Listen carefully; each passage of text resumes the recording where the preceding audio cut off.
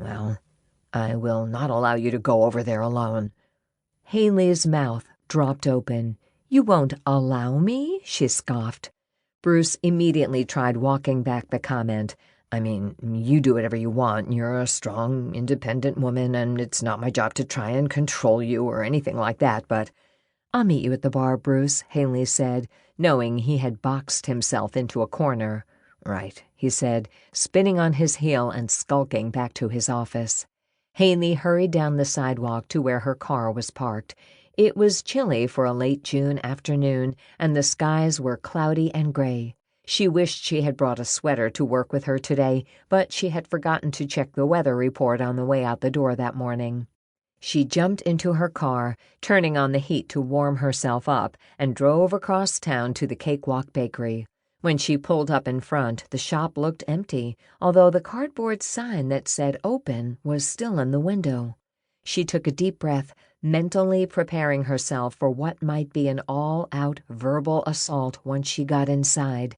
She got out of the car, slammed the door shut, marched up to the front entrance, and walked inside. A bell jingled as she entered, but no one came out to greet her. "Lisa?" There was no answer. "Lisa, it's me, Hayley. I've come to apologize." Still no answer. She scooted around the glass case full of tasty cakes and pies and cupcakes and poked her head through the door to the kitchen area that was set apart from the front of the store by a bright print pink and white curtain. "Lisa, are you here?" There was a nagging feeling in the pit of her stomach and a little voice in her head that kept screaming to just get out of there and send her a conciliatory email. But Hayley Powell was never one to listen to any voices in her head. She just plowed ahead anyway. As she entered the kitchen area, she suddenly knew why that little voice in her head had been screaming so loud. Lisa was face down, dead on the floor, her face buried in a smashed 3-tier wedding cake, with a pair of small bride and groom figurines staring down at her from the drooping, melting top tier. Island Food and Cocktails by Hayley Powell. With all the hoopla surrounding Liddy's upcoming nuptials, I've become a little nostalgic for all the past wedding receptions I've attended over the years. The one that has stood out the most in my memory, however, was my buddy Mona's. It was a rather simple affair in her parents' backyard. As I recall, because Mona's lobster business had yet to take off, and she had very little cash on hand for any kind of elaborate wedding celebration, Mona requested potluck. So instead of gifts, everyone brought their favorite dish.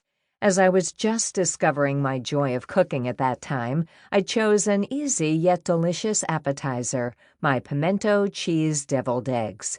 After the guests greedily gobbled them up on that day years ago, every potluck dinner I have been invited to ever since always comes with a special request: bring your pimento cheese deviled eggs. What made Mona's wedding reception so memorable, however, was not the food. Mona met her husband, Dennis, the summer before when he came to Bar Harbor to work for a buddy at his window pane company. They were first introduced at a mutual friend's keg party, hit it off immediately, and soon began dating. 1 year to the day after they met, Mona and Dennis planned to get married. Mona was never overly sentimental. When Dennis proposed, instead of weeping with joy, she just shrugged and said, "Looks like I'm never getting rid of you, so we might as well make it legal." The wedding would be the first time the families of the bride and the groom would meet, but no drama was expected since both sides were very fond of their future son and daughter-in-law, respectively. Everything was falling perfectly into place, which is exactly how Mona prefers things. No fuss, no mess.